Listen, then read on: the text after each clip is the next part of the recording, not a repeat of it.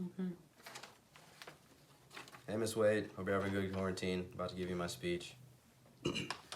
Alright, so I harken back to a time when I was younger. I was about 8 or 9. It was the day after Halloween, and I had this big bag of candy, and I wanted to eat it all in a day. And my mom told me, like, you shouldn't eat all that candy or you're gonna get sick. And I didn't listen to her, so I ate all the candy, and later that night, I ended up throwing up in her bed, and she was very mad at me. And the reason I bring this up is because my topic for today is gonna be about eating less junk food. And what I mean by junk food is like food, fast foods and sweets, foods that are high in fat and sugar. And I've had a lot of experience with this because, like as I said before, like I've eaten a lot of junk food before, and I'm big into fitness, so like diet is very important when it comes to maintaining your physique and weight training. And I've done a lot of research on the topic as well. And all in all, I think people should eat less junk food in order to lead healthier lives. And I say less junk food because I don't think we need to necessarily get rid of all the junk food. Just I think people tend to overindulge. And one of the reasons I think people tend to overindulge is because accessibility of junk food is a problem as to why people eat so much. I mean, people eat it because it's cheap and convenient. There's fast food places everywhere, and like there's cheap snacks in like every convenience store, from the checkout to the aisles to everywhere. And another tactic is that companies that make the fast food, they use all the TV ads and the marketing schemes, and they throw it in your face. The food and beverage industry spends approximately $2 billion per year marketing to children, according to Prevention Health Institution.org. And they do it to the kids because they try to brainwash us from a young age to get us to grow up into the junk food consumption. And it's working because nearly 40% of children's diets come from added sugars and unhealthy fats, also according to Prevention Institution.org.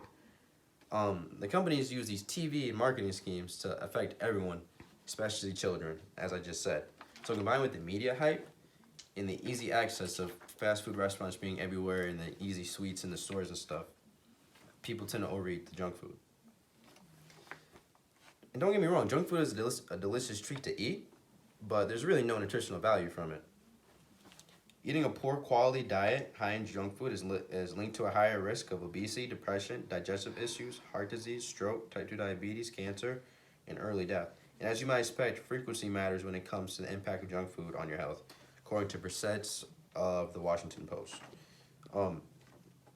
Frequent consumption of junk food is ultimately going to hurt one's life expectancy.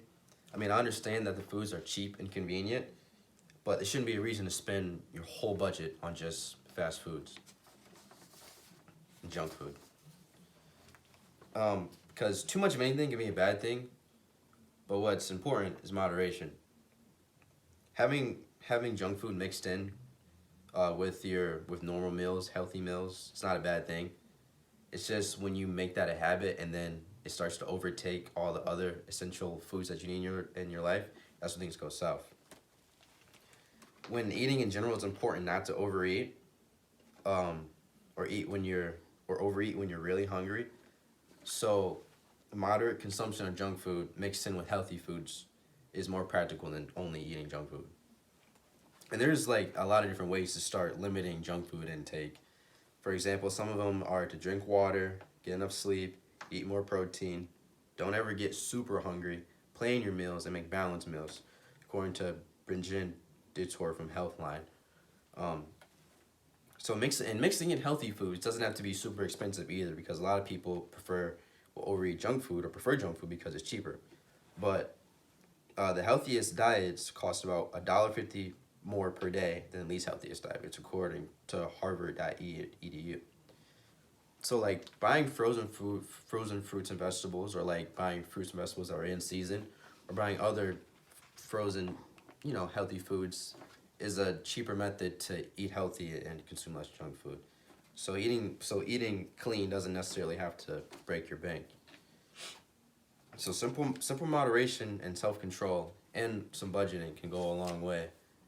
So all in all, I think eating less junk food will ultimately help improve everyone's health, And the hardest part is always the beginning, but once you start slowly decreasing your intake and maybe try out the steps that I mentioned earlier, and if you stick to it, your body and your mind will grow accustomed to it, and it'll get easier. And in the long run, your body will be thanking you for it. Yeah, that's good.